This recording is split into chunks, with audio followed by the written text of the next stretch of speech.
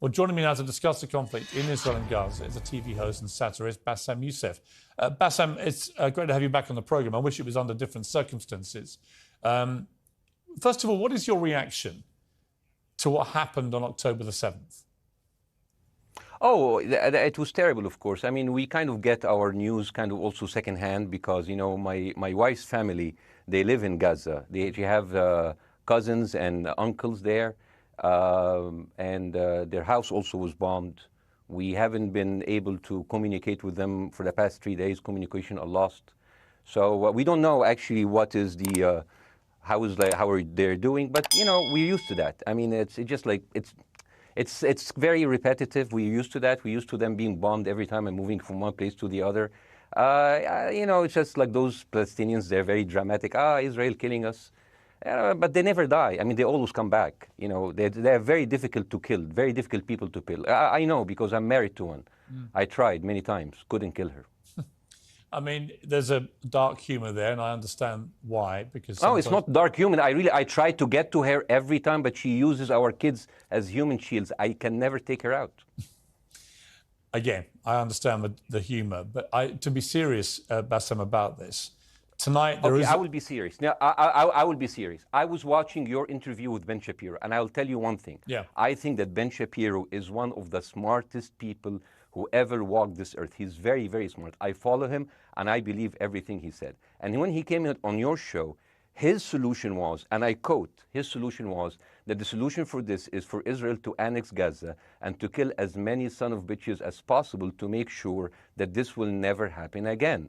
And anyone who called for a ceasefire will be a terrorist sympathizer. So God forbid, I don't want to be labeled as a terrorist sympathizer. So I agree with Ben Shapiro. I think we should kill as many son of bitches as possible. Well, let me, so okay, far, but Bsam, let me...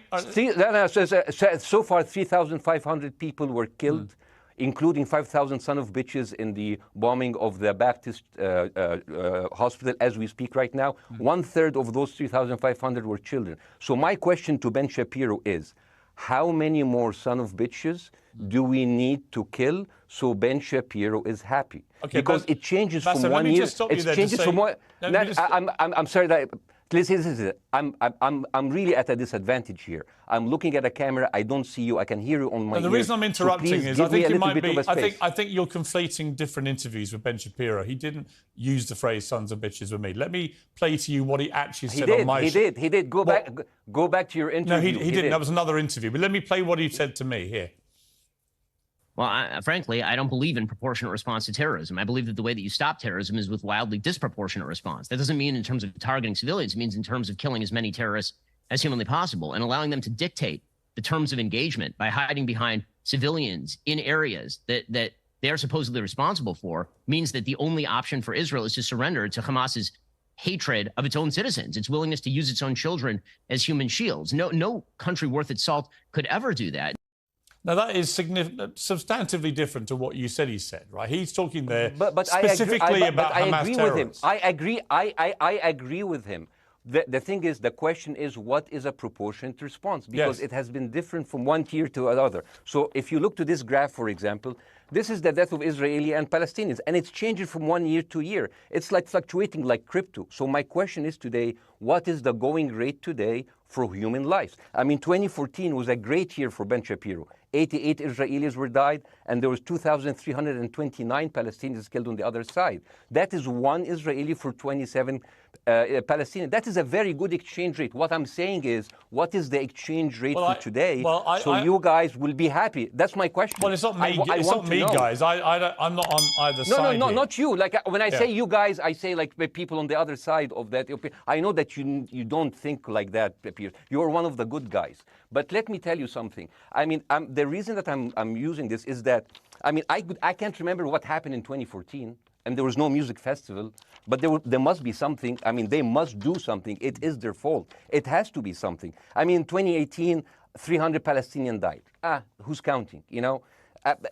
So the thing is, what my question is, let's find what is the exchange rate for human life today so we expect the future death of Palestinians and we'll be happy to it. My response to that would be this, Bsam. I've thought carefully about this because I think it's very tricky for people like me to immerse ourselves into a conflict where we're not directly involved.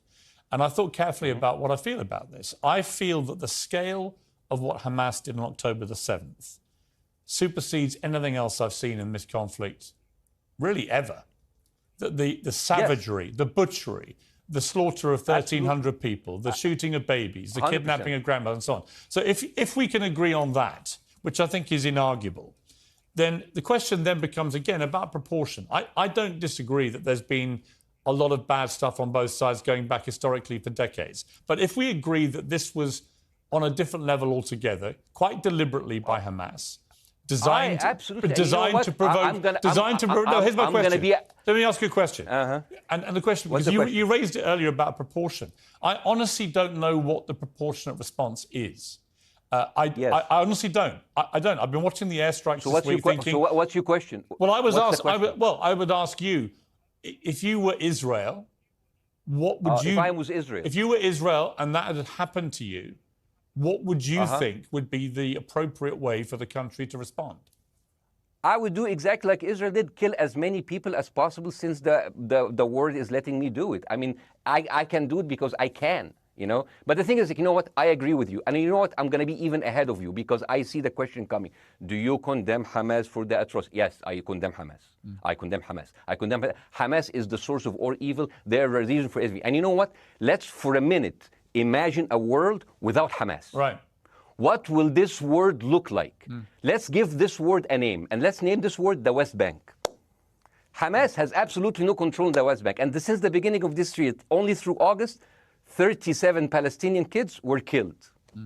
No music festival, no paragliding, no Hamas. Since the occupation of the West Bank, 7,000 Palestinians were killed. No music festival, no paragliding, no Hamas. I can go on and on and on and on. No, but you don't need to, because in a way you're preaching to the choir. I've followed this crisis. Oh no, you're not preaching. So the thing is, like, in the sense that I know that what you're saying has validity. Of course, Piers. By the way, Piers. I am at a disadvantage here. I can hear you. I cannot see you. I am in a claustrophobic room, and so please cut me some slack and don't interrupt me and interrupt my points. Sure. So, because this has to be fair. Understand. Because if you want to only hear your opinion, I can just condemn Hamas and go home. I can do that. So, do you want to do that, or do you have a much more nuanced conversation? No, I absolutely want to have a nuanced conversation. I wasn't aware I was interrupting you. I thought I was letting you speak. Amazing. So I would say I really applaud Israel for doing one thing that no military force in the world does. Because I heard Ben Shapiro and I heard Ron DeSantis, and they said Israel is the only military force in the world that warns civilians before bombing them. I mean, how fucking cute. That is so nice of them. Because with this logic, if Russian troops started warning Ukrainians before bombing their houses, we're cool with Putin, right? I mean, okay, Habibi, you have warned them, go invade. It's fine. You have done your job. I mean, the thing is, and I understand, and I also heard Ben Shapiro talking about Human Shield. So you remember my wife's family, they live in Gaza. So I asked them, I told them, when Israel give you the nice warning, the cute warning, does Hamas force you to stay in your home so you can be bombed and use as Human Shield? You know what, Hassan here, my wife's cousin, he's a loser, you know. He told me, you know, when I asked him, does that happen? He told me, no. The lying son of a bitch lied to me. I told him, you don't understand. Ben Shapiro and Ron DeSantis keep saying that Israel warned you and Hamas asked you to stay put. So I told you, he's a loser. He never kept a job. He even failed in all of the interviews to become like a human shield. I would believe Ben Shapiro. Let me ask you this, Bessam. So let's go with that. No. Let me ask you At some point, I must be able to ask you questions. It's not a monologue for you, Bessam. If we agree that for the 14,000 casualties, I mean, who's counting, our Human Shield, does that mean that every single one of those civilians was standing, obscuring a military target behind them? Because that's a lot of weapons. I mean, Hamas is packing. No, of course it doesn't. And look, So there's some collateral damage. Lots of collateral damage. Yes. It's fine, yeah. You kill some to save some and then kill some more. Yeah, I agree. Yeah. Well, let me ask you this. Again, it comes back to proportionate response. When the world decided it had to get rid of ISIS because of the appalling butchery they were carrying out, it did so by also killing very sadly, a lot of civilians along the way by doing airstrikes against places which but killing civilians are inevitable. You said that in the beginning. My point is, it's inevitable. Yeah, but once Israel has decided that they want to get rid of Hamas, and Hamas is embedded with civilian population, I'm very concerned about what's going to happen next. I've written a column tonight saying, I remember the Iraq War, which I opposed, right? I remember all this. So my question for you is, what would you think would be an appropriate response by Israel to what happened? Well, these are years of disproportionate responses of Israel. Right. Did it solve the solution? Did it solve the problem? Did it work before, so it will work? What will be the surprise this time? What will be the twist that will make this work this time? What will be different this time? Seriously, I mean, like, this is only the last 15 years. I mean, because it's too many papers. I just got this. But how will this be different? And the thing is, I am so glad in the introduction that you mentioned the Iraq War. I applaud you, Piers, for saying that, because you were honest about it. You said that spreading lies like WMDs make people look at those people as less of humans, and they would accept the death of 1 million Iraqi, whether by sanctions or by invasion, right? You are a good man. This is amazing. And you know what is similar? Is when you spread the lies of 40 decapitated babies, although it was refuted. So what happens when people hear that, killing babies is horrible. But when you say decapitated 40 babies, you are planting a certain image with a certain trigger in people's mind. Who has said that? Who has said 40? Who has said that? Who has said 40 decapitated? Who has said that? You have repeated. No, I haven't. What? I've never said that. You haven't said on your show 40 decapitated babies? Never. Ben Shapiro didn't say it? No. Ron DeSantis didn't say Nobody it? has said it. Okay, nobody said it? No.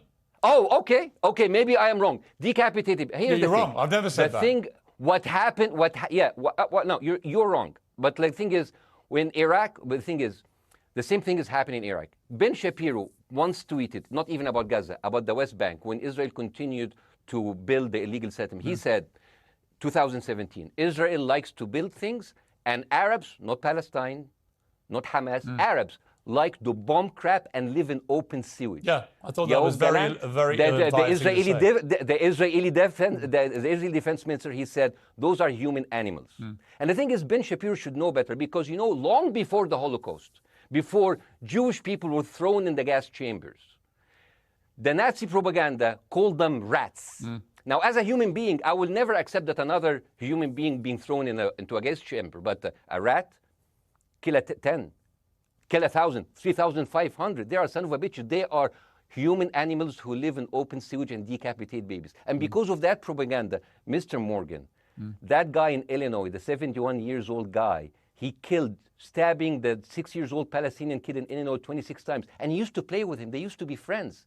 But he went in, marching into their apartment, stabbing his mother and killing him, shouting, all Muslims could die. Yeah. It took you 80 years to change one word from Jewish to Muslim. And then you transferred your guilt to us and took away our land. Bessam, let me ask you a question. That deal sucks, man. Let me ask you a question. How do we get from where we are now to peace? Well, first of all, you need to change the perception. Nikki Haley, the American presidential candidate, said, we are in Israel in this because it's a fight between good and evil. Now, if you already decided someone is good, he can do no evil. And if you decided someone is evil, it's good to kill them. Killing them is good.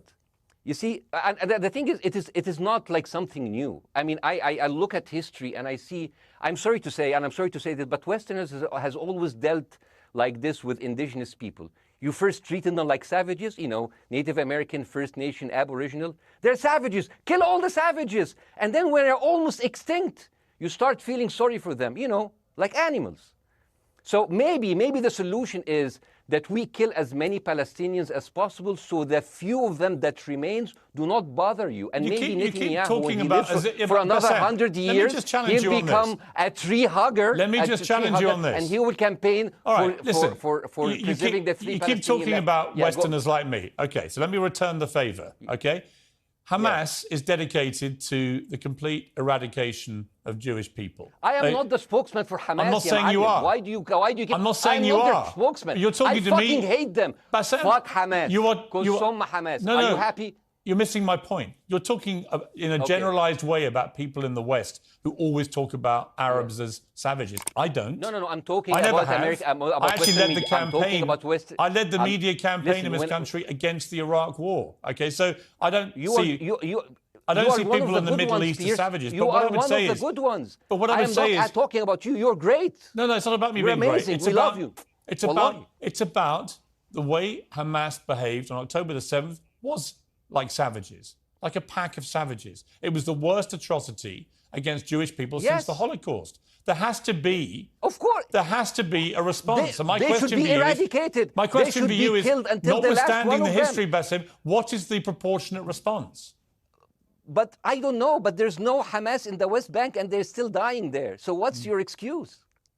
I don't have any excuse.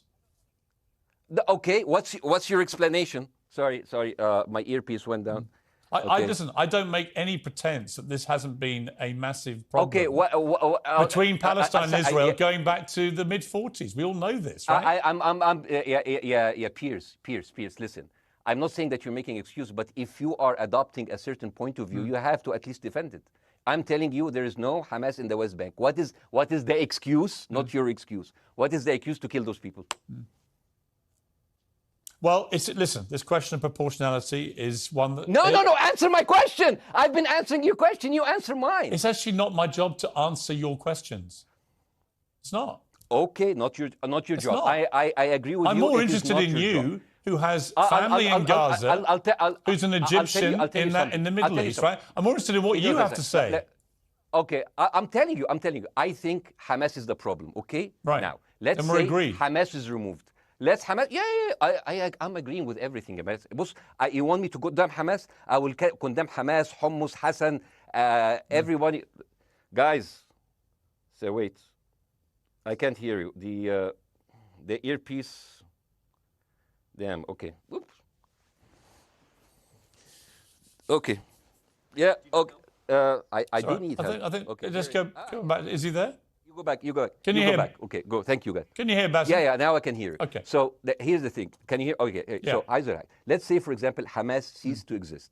Okay. Do you hear me? Yes. Yeah. Hamas ceased to exist today. Now, right now, in Palestine, in West Bank and Gaza, 20% of Palestinians go through Israeli prison system, whether imprisonment, whether interrogation, whether torture, and the rest of them, they live a life of daily loss of land, of homes, of life, and they are suffocated by this. So let me ask you something. If you are a Palestinian living into these conditions for decades, would you sympathize with your oppressor, or sympathize with the people who claim they resist them even if they are terrorists? I have made no secret that I think the conditions Palestinians have had to exist under are completely unacceptable. I've said that for years. So the question then becomes, how do you forge peace between two warring parts of that region who for decades have approached peace, in my view, with mutual sledgehammers, with no actual desire to have peace? And I think it comes down in the end to great leadership. And I don't think there's great leadership. I don't think, well, hang on, let me make my point. I don't think there's great leadership on either side. Where is the Nelson Mandela figure here to come through all this hatred on both sides? Nelson Mandela? Yeah, where is that Nelson figure? Nelson Mandela actually have criticized Israel for being a horrible state. All of the South African activists have actually called Israel. My point is about how he responded to a country that was so divided. Is a template for how you get to peace, isn't it? I haven't met Nelson Mandela, so I wouldn't know. But like there's a point. There's a very important point here. You know, I want to understand what is the logic of Israel carpet bombing Gaza. I mean, if there's a logic, if this will make Israel safe, I want to hear the logic. So if they continue bombing, what are they hoping to achieve? Well, I think we know what their stated aim is. Their stated aim is to eradicate and wipe out Hamas. They believe Hamas are living predominantly in northern Gaza. They also are aware they're living amongst civilians. So it's an incredibly difficult thing. As I said in my monologue, it is very, very difficult to see how they do this without massive collateral damage. So if I can understand this correctly, basically Israel is doing this to pressure the Palestinian community in Gaza to turn against Hamas. Is that right? I'm sure that's part of it, yes. That's part of it. So this is exactly what terrorist organizations do, because terrorist organizations will have no chance beating a whole nation in battle. So they terrorize and they kill the civilians in order to spread fear and terror so they can turn against their government to change their policy or to resign. You have just compared Israel with ISIS. No, I haven't. I don't see any comparison between It's going to be the headlines tomorrow. Piers Morgan, Israel is ISIS. Only amongst people who weren't listening. The comparison, which is more apposite, is ISIS and Hamas. They are both nihilistic terror groups intent on killing as many Jewish people and others as they can possibly kill. And you can't get peace with people like that. Absolutely. You know what? I'm going to do something that nobody done on your television. You know what I'm going to do on your episode? I'm going to pretend that I'm an Israeli citizen. I'm going to put myself in the place of an Israeli settler in the kibbutz. And I want to speak to my Prime Minister, Benjamin Netanyahu. Mr. Benjamin Netanyahu, I have voted for you because you have promised us peace and prosperity and security. On the 7th of October, those son of bitches Hamas, they went into the fence that is regularly heavily guarded. Usually if there's like a dove that comes close to it, it will be shot. Those people went in, and they went for 6 hours before IDF forces was deployed, killing our friends, our families, kidnapping our grandmothers and babies, and went in.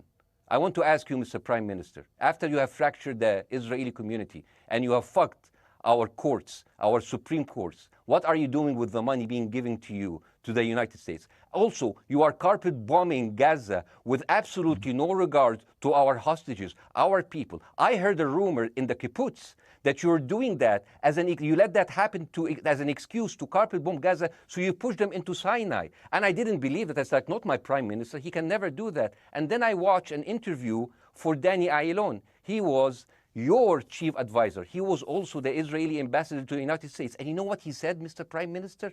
He said that the solution for those Palestinians is to go into a vast land of Sinai and live into tent cities temporarily, temporarily, wink wink, until we build Gaza again, and then we invite you back. يعني عبط احنا بقى. يعني فاهمني؟ We've seen this movie before.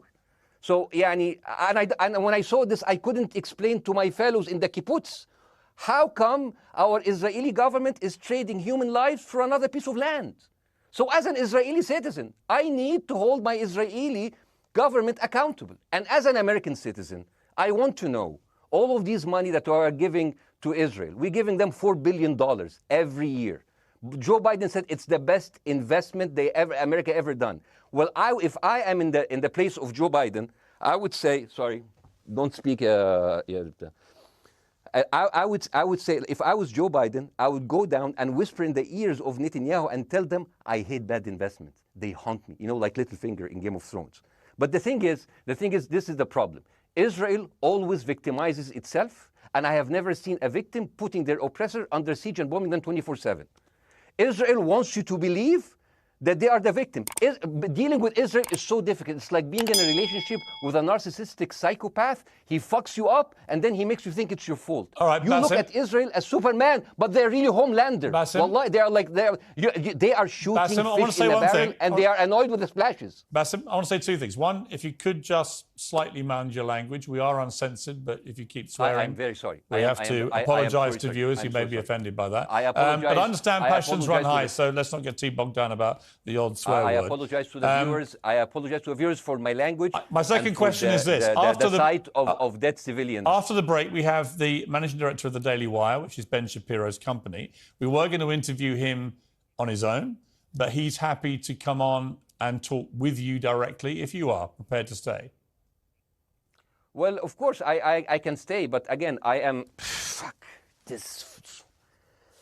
I am in a disadvantage, and I would like to have my space to respond. Okay, we'll come back after the break. I do. Stay there, Bassam. Because here's the thing. There's Bassam, two things I want to we've got to go to a break. All right. When we come back from the break, we'll be you and Jeremy Boring from the Daily Wire. I have news. We're taking a short break, Bassam. I'll be back. Welcome back to Uncensored. For more on the situation in Israel, I'm joined now by the CEO and co-founder of the Daily Wire, Ben Shapiro's partner, Jeremy Boring. Jeremy, thank you very much indeed for joining me. I'm sorry we demoted you earlier to mere MD. You are the CEO and co-founder.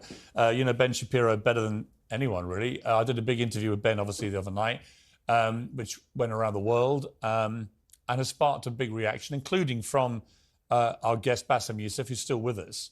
First of all, you've been listening to Bassam and what he's been saying. What's your response? Well, first of all, I make it a point not to speak for Ben Shapiro. He's got a 20 IQ points on me and speaks for a living professionally, so he's much better prepared to defend himself. But as his business partner, as his best friend, I do feel like I have to respond to the things that Bassam was just saying. First of all, the question of how many sons of bitches have to be killed in order to end this conflict, I suppose that the answer is as many of them as it takes. That doesn't mean that I or Ben or any decent person in their right mind is happy with the killing of civilians. I posted at the very beginning of this conflict that a woman or a child blown apart in Gaza is just as tragic as a Jewish baby killed in one of the settlements. That doesn't mean that Israel's actions and the actions of Hamas are morally equivalent. You know, the tragedy is the tragedy, but the moral equivalency is nonsense. If you entered Israel with the express purpose of targeting and murdering civilians with your own hands in cold blood, that is not comparable to Israel bombing targets in the Gaza Strip and killing civilians as a terrible, tragic consequence. War is terrible. War is an awful thing. That's why decent people don't lightly engage in war, and why Hamas should not have incited this war. You know, we can talk about the history of the Israeli conflict. I'm not a professional political commentator. I'm a CEO. I'm a screenwriter, and I'm certainly not Ben Shapiro. I'm not here to discuss the history of the Israeli-Palestinian conflict, but we all saw what happened on October 7th. And the idea that Israel was not going to react severely to that, or that Israel should not react severely to that, is ludicrous. And the Jeremy, idea let me ask you that Ben Shapiro question. should be a moderating voice, that Ben Shapiro should be, saying, no, Israel should not respond in this situation, that's nonsense. Let me ask you, though, Jeremy, the question which I think is the big question. What is a proportionate response to that outrage on October the 7th, which is the worst attack on Jewish people since the Holocaust? What is proportionate? If it's true, as reports are suggesting tonight, that there may have been a hospital hit by an Israeli strike and up to 500 people or more have died, that would seem to me, if that is verified, and it's not verified yet, we don't know exactly what has happened other than there's been a hit on this hospital. But if that is verified to have been an Israeli strike, that will strike many people as disproportionate. Certainly. Well, first of all, I don't know what a proportionate response is or why we would want it. I suppose a proportionate response would be for 3,000 Israelis to go through the fence, gun down innocent Palestinian women and children, burn their bodies, burn them alive, take hostages, rape their women. No one wants a proportionate response. No moral person could possibly call for a proportionate response. The purpose of war is to defeat your enemy. The West has, in my lifetime, forgotten the purpose of war because the true cost of war is so terrible. The last time the West engaged in war and won it was World War II, and they did it through incredible brutality. They did it by bringing their enemies to heel. That is not a thing to That's not a thing to rah-rah about. That's not a thing to look forward to. As I said, all decent people should avoid war. But I think the sort of lie of the post-World War II, the post-war consensus lie, is that somehow war in which you kill a bunch of people and don't secure victory is morally superior to war where you do secure victory. I would say that the only way to morally justify a war is to win it. Otherwise, the very argument that brought you into the war, this enemy must be defeated, ends up being proven a lie. I mean, Afghanistan, I think America had every right to go into Afghanistan. The Taliban was harboring Osama bin Laden and Al-Qaeda. Al-Qaeda flew planes into buildings in the United States, killed thousands of our citizens, brought the nation into untold agony, pain, and horror. America had every right morally to go in and destroy the Taliban and destroy Al-Qaeda. Yeah, but I would argue, the Taliban now rules in Afghanistan. The war was not won. But that's my point, actually. I've done a column about this tonight for The Sun here in the UK, which is I was editor of a newspaper when the Iraq war happened. I opposed it very aggressively as the editor of the paper. And sadly, we were borne out by events. It was a complete disaster, the Iraq War, in my view. It was illegally contested, I think. And the consequences were appalling in terms of loss of life, 1 million people, in terms of ISIS being allowed to breed and create their merry hell around the world, in terms of complete dismantlement of Iraq itself as a functioning country. And I think Afghanistan, again, 20 years of attacking an enemy, which is now running the country again, seemed to me, again, to be kind of pointless. And I do wonder whether Israel, in its blind fury, which I completely understand, has thought through the consequences of actually launching a full air, ground and sea offensive into Gaza as to actually what happens at the end of that. Well, I suppose Israel wasn't really given the opportunity to fully contemplate what the consequences of that action might be, because Israel didn't instigate this war. This war was instigated by a horrible terrorist attack on Israel. And a state is put in a position where it has to respond. Now, one might argue that the very fact that Israel has yet to actually launch their ground invasion means that they are actually making a calculation about what the cost will be, what victory looks like. Any rational person, any decent person can engage in a conversation about what is the appropriate response for Israel. Of course they can. But this sort of moral equivalency thing, I don't think is a sign of decency to engage in a conversation about moral equivalency. Let me bring Bessam back in. You've been listening to this, Bessam. What's your response to what Jeremy's been saying? I'm sorry, I didn't catch the gentleman's name. It's Jeremy Boring. He's the chief executive of the Daily Wire and co-founder with Ben Shapiro of the Daily Wire. Hi, Jeremy. Please say hello to Ben Shapiro and please tell him that I do think he is the smartest person to ever walk the earth. Thank you so much. So, as response to Jeremy, I agree with everything you said. I mean, what is disproportionate? I mean, he just used the examples from Second World War and America, showing that civilian casualty is, I mean, I heard his voice. He was very sad, and as he was telling us, it is so inevitable to kill so many civilians because it's something that we cannot avoid. I hear the sadness in his voice, and I know that it's a very difficult decision to kill all of these civilians because that's for a higher cause, and I understand. But my question, I have two questions. The question is, how can you justify the killing in the West Bank where Hamas does not exist? And if the disproportionate response during over all of these years have actually worked, what will be new this time that did not happen before?